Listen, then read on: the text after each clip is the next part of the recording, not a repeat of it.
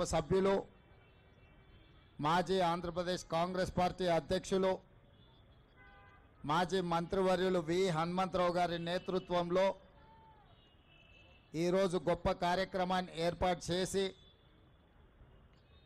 ఈ జయంతి ఉత్సవాలకు నాతో పాటు ఉప ముఖ్యమంత్రి వర్యులు బట్టి విక్రమార్క గారిని, AICC general secretary Telangana incharge Deepa Das Munshi గారిని, అదేవిధంగా హైదరాబాదు నగర మేయర్ గద్వాల విజయలక్ష్మి గారిని, మాజీ మంత్రివర్యులు దానం నాగేందర్ గారిని, అదేవిధంగా రాజ్యసభ సభ్యులు మిత్రుడు అనిల్ కుమార్ యాదవ్ గారిని, అదేవిధంగా కంటోన్మెంట్ శాసనసభ్యులు శ్రీ గణేష్ గారిని, శాసన మండలి నూతన సభ్యులు ఆమెర్ అలీ ఖాన్ గారిని, ఖైరతాబాద్ జిల్లా పార్టీ అధ్యక్షుడు డాక్టర్ రోహిన్ రెడ్డి గారిని, మనందరి నాయకుడు మాస్ లీడర్ జగ్గారెడ్డి గారిని, వేదిక మీద చాలామంది పెద్దల్ని ఆహ్వానించి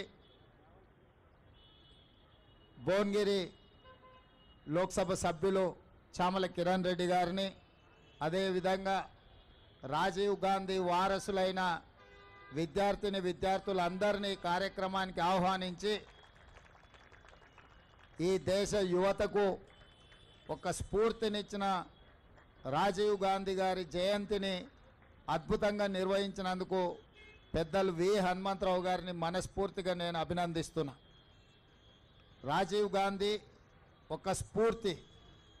రాజీవ్ గాంధీ గారు సమూలమైన మార్పులకు, విప్లవాత్మక చైతన్యానికి వారు ఆదర్శంగా నిలబడి ఈ దేశంలో పెద్దలు బట్టి విక్రమార్క గారు చెప్పినట్టు పారిశ్రామిక విప్లవం కొంత వెనుకబడ్డ కంప్యూటర్ విప్లవంతోనే కోట్లాది మందికి ఉద్యోగ ఉపాధి అవకాశాలు వస్తాయి, భారతదేశము ప్రపంచంతో పోటీ పడుతుందని గుర్తించి 1980 దశకంలోనే ఈ దేశానికి కంప్యూటర్ని, ఈ దేశానికి సాంకేతిక నైపుణ్యాన్ని, అదేవిధంగా టెలికాం రంగాన్ని ఈ దేశానికి పరిచయం చేసిన గొప్ప స్ఫూర్తి ప్రదాత శ్రీ రాజీవ్ గాంధీ గారు.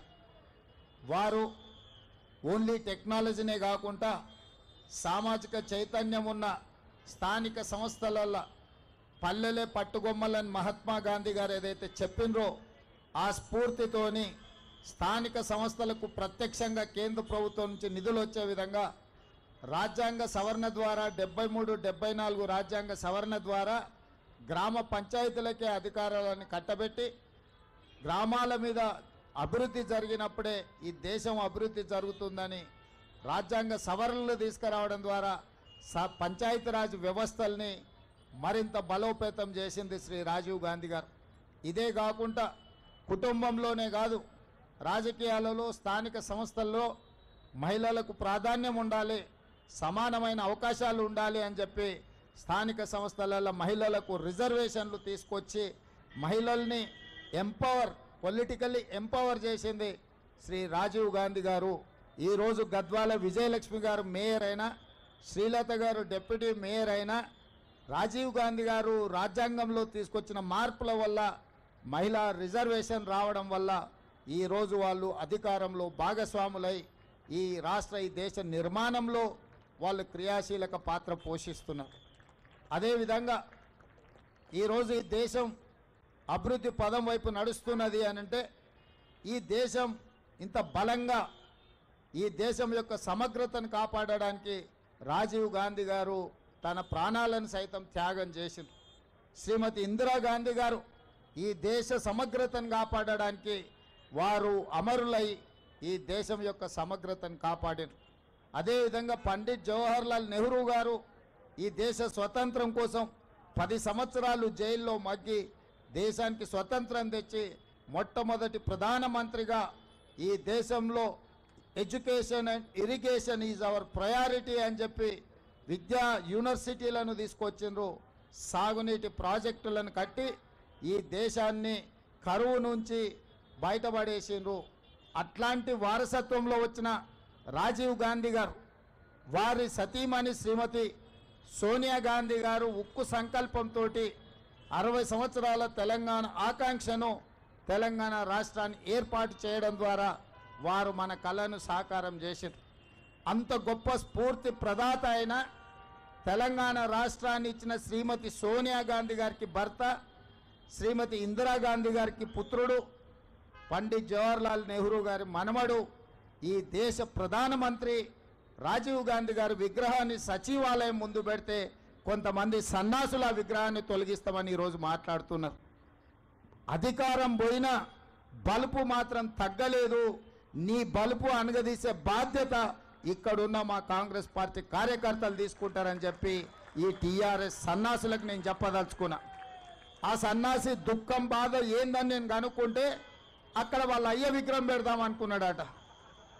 వాళ్ళ అయ్య పోయేదెప్పుడు, వీడు పెట్టేదెప్పుడు అక్కడ విగ్రహము? ఈ దేశానికి స్వతంత్రం తెచ్చిన కుటుంబము, ఈ దేశం కోసం 2 తరాలు ప్రాణాలు ఇచ్చిన కుటుంబము, ఈ తెలంగాణ రాష్ట్రాన్ని ఏర్పాటు చేసిన కుటుంబము సచివాలయం ముందు కోట్లాది ప్రజలకు స్ఫూర్తిగా అమరవీరుల స్తూపం పక్కన ఈ దేశం కోసం అమరుడైన శ్రీ రాజీవ్ గాంధీ గారి విగ్రహం పెట్టడం సముచితం.